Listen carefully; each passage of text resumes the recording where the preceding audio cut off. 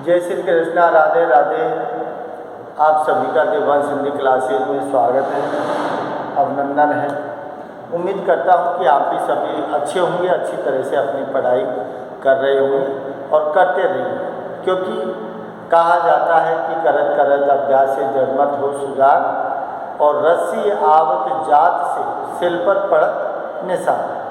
तो निरंतर अभ्यास करते रहने से बहुत कुछ जो मूर्ख आदमी है ना वो भी विद्वान बन जाते हैं। तो निरंतर अभ्यास करते रहिए।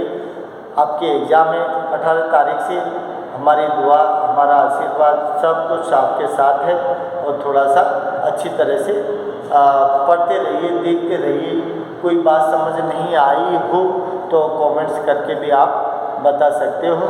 देखिए, आज का जो टॉपिक है अपना, जो चल रहा था, आपके अतिल उत्तरीय प्रश्न चल रहे थे, उसका लास्ट पार्ट है मलिक मोहम्मद जायसी। आपके जो BA पार्ट फर्स्ट सेमेस्टर प्रणाली में है, जो कि आदिकाल और भक्ति काल वाली जो बुक है, तो उससे जुड़े हुए जो प्रश्न हैं, तो सबसे पहले तो बात अपन करते हैं कि मलिक मोहम्मद जायसी किस काव्यधारा का कवि है, किस काल का कवि है। थोड़ा सा, क्योंकि ये चीज़ मैंने क्लास में भी बता दी थी, फिर भी आपको बता रहा हूँ कि मलिक मोहम्मद जायसी जो है वो किसके अंतर्गत आते हैं? भक्ति काल के अंतर्गत आते हैं। भक्ति काल में भी कौन सी काव्यधारा के अंतर्गत आते हैं? निर्गुण काव्यधारा के अंतर्गत आते हैं, क्योंकि सगुण भक्ति दो भागों में विभाजित हुई थी, जिसमें एक राम काव्य थी और एक कृष्ण काव्य थी। और ठीक उसी प्रकार निर्गुण जो काव्यधारा है वो भी तो उनमें विकसित हुई, जिसमें पहली कौन थी? संत काव्यधारा, जिसके प्रवर्तक कबीरदास जी थे। और दूसरी काव्यधारा कौन सी हुई थी? प्रेम मार्ग, या जिसे कहें अपन सूफी काव्यधारा। बात एक ही है, घबराने की जरूरत नहीं है। अगर आपसे पूछी जाए कि प्रेम मार्गी काव्यधारा की प्रमुख धाराएं या विशेषताएं, या फिर पूछी जाए कि जो सूफी काव्यधारा की विशेषताएं, तो बात एक ही है, घबराने की जरूरत नहीं है। क्योंकि सूफी काव्यधारा का ही दूसरा नाम क्या है? प्रेम मार्गी काव्यधारा है। तो प्रेम मार्गी काव्यधारा के प्रमुख कवि हैं जायसी, जिन्होंने क्या है कि जाति से मुस्लिम है, लेकिन अपने जो आराध्य है वो हिंदू देवी देवता और भारतीय संस्कृति का एक समन्वित रूप देखने को मिला है। और जिन्होंने अपने काम में लिखा है, प्रतीकात्मक शैली का प्रयोग किया है। जो उनका महाकाव्य है पद्मावत, उसमें ये सारी चीज़ें देखी जा सकती है। और लौकिक प्रेम जो है, उस लौकिक प्रेम के माध्यम से अलौकिक प्रेम की वंदना की गई है। तो लौकिक प्रेम क्या है, अलौकिक प्रेम क्या है? जैसे संसार का नायक नायिका रहते हुए प्रेम करते हैं, माध्यम उनका क्या होता है? प्रेम। तो दोनों को मिलाने का काम करते हैं। ठीक उसी तरह से उन्होंने प्रेम तत्व को बीच में रखा है, और प्रेम तत्व को बीच में रखकर जो दिया है, लौकिक का मतलब है सांसारिक, और अलौकिक का मतलब क्या है? जो ईश्वरीय है। इसका मतलब जीवात्मा परमात्मा के बीच का जो संबंध है ना, वो क्या है? वो संबंध जोड़ने वाला है आपका सिर्फ प्रेम। तो निर्गुण काव्यधारा के जो कवि हैं, चाहे वो कबीरदास जी हैं, चाहे मलिक मोहम्मद जायसी हैं, दोनों ने ही प्रेम तत्व को बड़ा ही महत्व दिया है। तो क्या दिया है? देखिए, अब थोड़ा सा अपन चर्चा कर लेते हैं अपने उसके अनुसार। तो मलिक मोहम्मद जायसी, सबसे पहले क्वेश्चन आप नोट कीजिए। मलिक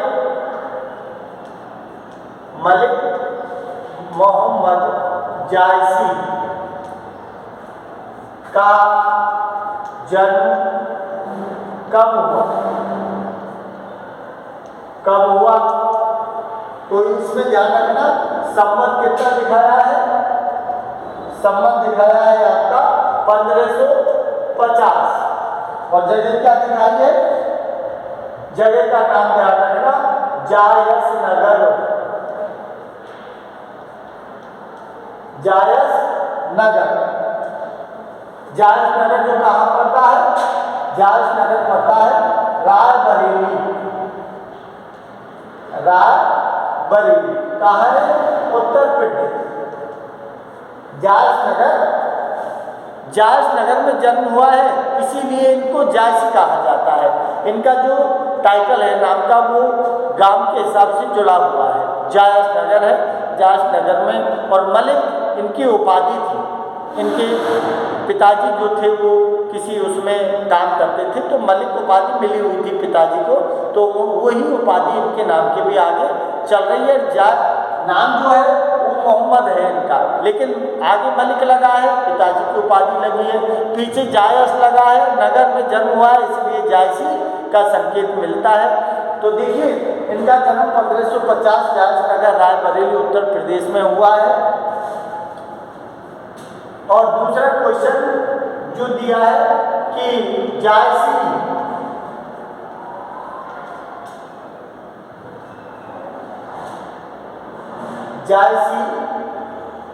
की मृत्यु कब और कहाँ हुई, तो ध्यान रखना 1600 में मृत्यु हुई है। कितना दिया है? संवत 1600, और जगह का नाम क्या दिया है? अमेठी। यह अमेठी भी कहाँ पड़ती है? उत्तर प्रदेश। अमेठी भी उत्तर प्रदेश में पड़ती है। तो अमेठी में 1600 में इनकी क्या हुई है? मृत्यु हुई है।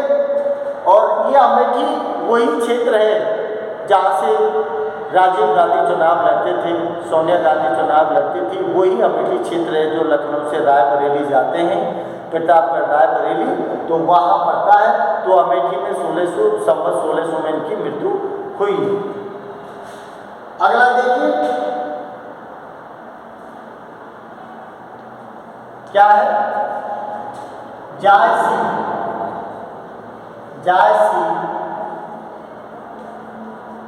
किस काल के कवि हैं? तो ध्यान रखना भक्ति काल। अगला देखो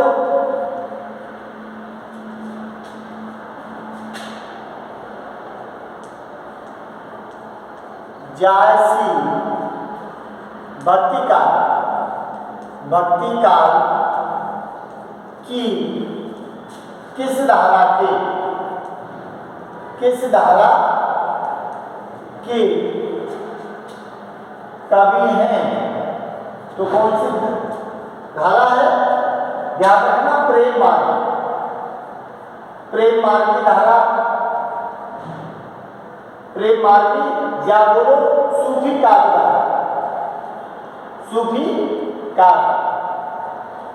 काव्य धारा बोलो या प्रेम मार्गी काव्य धारा बोलो, बात एक ही है, ध्यान रखना। अगला देखिए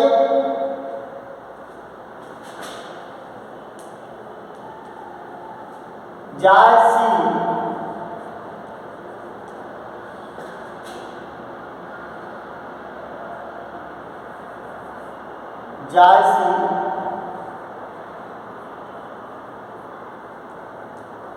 किस जाति के थे? तो सीधी बात है कि मुस्लिम समुदाय से बिलोंग करते हैं जायसी, लेकिन मुस्लिम होते हुए भी इन्होंने हिंदू देवी देवताओं को आराध्य के रूप में माना है, और भारतीय संस्कृति की झलक जो है इनके काव्य में देखने को मिलती है।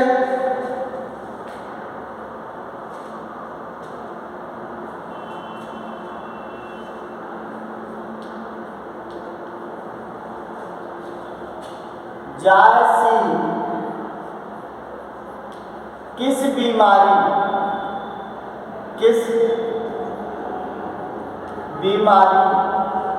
के कारण अपनी एक आंख और एक कान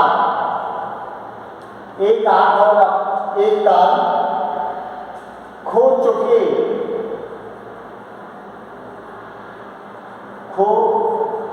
थे। तो कौन सी बीमारी? देखने में अच्छे नहीं थे, कुरूप थे, देखने में अच्छे नहीं थे, क्योंकि उनकी एक आँख और एक कान से सुनते नहीं थे, एक आँख उनकी खराब हो गई थी। तो इसमें जैसे कि इस बीमारी के कारण अपनी एक आँख और एक कान खो चुके थे। तो इसमें ध्यान रखना क्या दिया है, चेचक।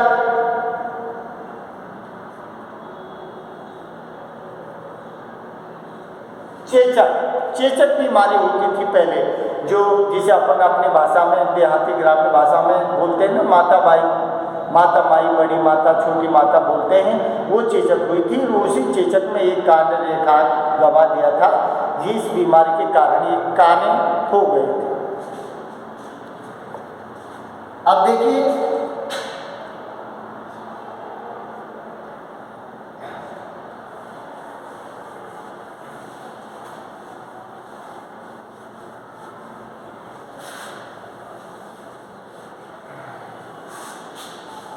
अगला, देखिए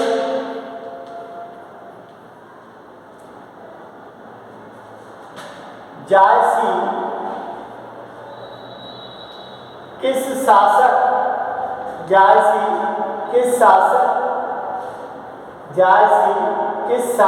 के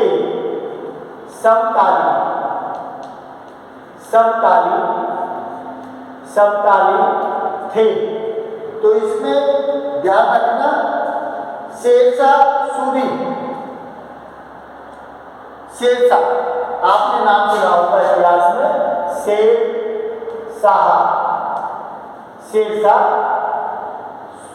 शेरशाह के समकालीन कवि थे। शेरशाह एक बार इनको देखकर हंसा भी था, क्रूर थे ना, इसलिए हंसा था। तो इसलिए इन्होंने उनको थोड़ा सा अपनी भाषा में बताया भी था कि मुझे देखकर हंस रहा है या बनाने वाले परमात्मा के ऊपर हंस रहा है। तो शेरशाह शर्मिंदा हो गए थे। तो शेरशाह के समकालीन कवि हैं ये।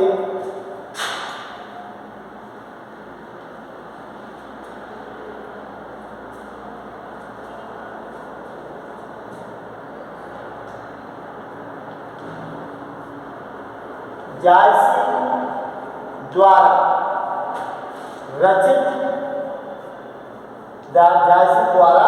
रचित महाकाव्य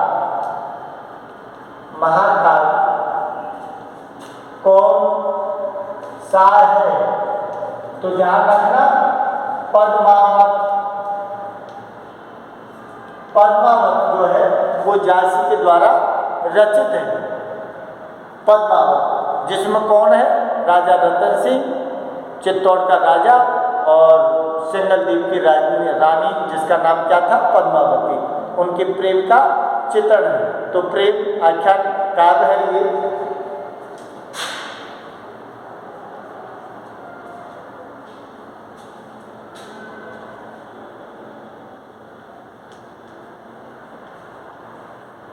जायसी ने पद्मावत किस भाषा में लिखा है? तो ध्यान रखना, ये भाषा है अवधी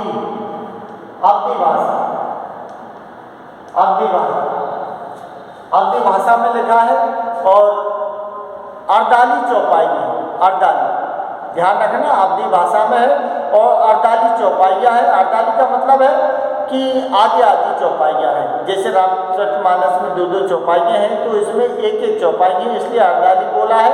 और 7 अर्दालियों के बाद एक दोहा लिखा गया है।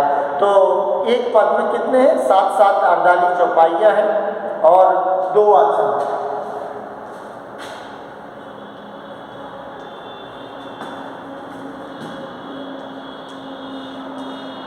जायसी ने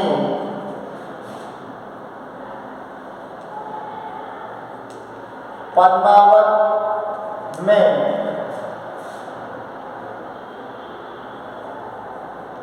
किन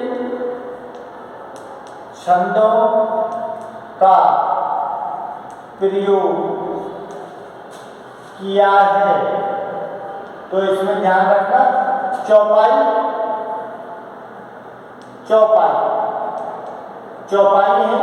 लेकिन वो चौपाई कैसी है वो ध्यान रखना। अडाली और क्या है दोहा, दोहा और चौपाई छंद में लिखा हुआ है, ये चीज भी ध्यान रखना।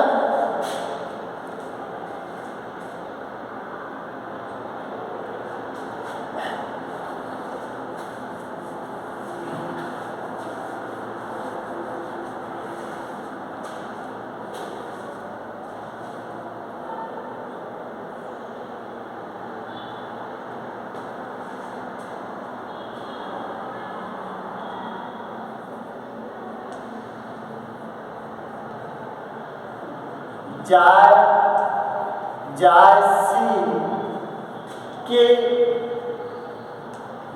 काव्य में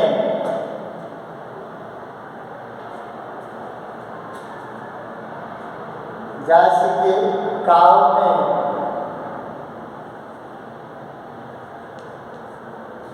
क्या झलक दिखाई देती है? तो देखिए ये संस्कृति समन्वय की झलक है,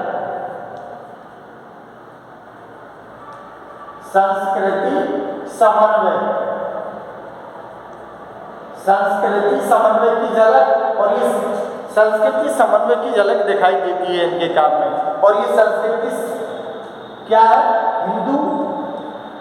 हिंदू और मुसलमान, हिंदू और मुसलमान दोनों की संस्कृति को आधार मानकर अपने काव्य रचे हैं इन्होंने। तो हिंदू मुस्लिम दोनों को ही मिलाने का, उनकी संस्कृति का, उनके आराध्य देवों का चित्रण किया है। तो जायसी के काव्य में क्या झलक दिखाई देती है? संस्कृति समन्वय की झलक दिखाई देती है। हिंदू मुस्लिम दोनों की संस्कृति की पालना की है उन्होंने।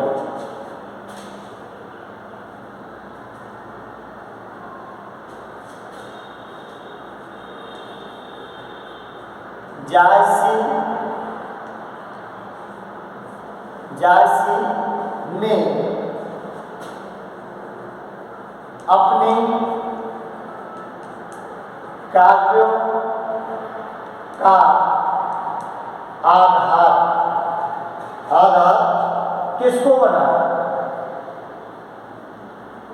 किसको बनाया? तो किसको बनाया? इसमें हिंदू देवी देवता क्या है? हिंदू देवी देवता, हिंदू देवी देवताओं को अपने काव्य का आधार बनाया उन्होंने, मुसलमान होते हुए भी। क्योंकि उनको क्या करना था? हिंदू और मुसलमान की जो संस्कृति है उसको समन्वय करने की ओर इशारा किया है। इसलिए अपने आराध्य रूप में उन्होंने लोक कथा जो हिंदू देवी देवताओं की है ना, उन्हीं को आधार मानकर अपनी काव्यों की रचना की है।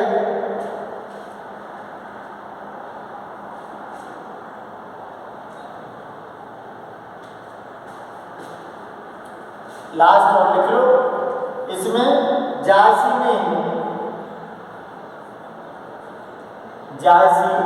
ने पद्मावत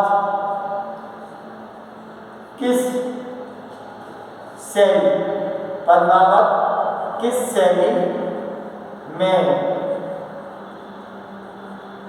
लिखा है? तो इसमें ध्यान रखना प्रतीकात्मक शैली। और एक और ध्यान रखना मज़नवी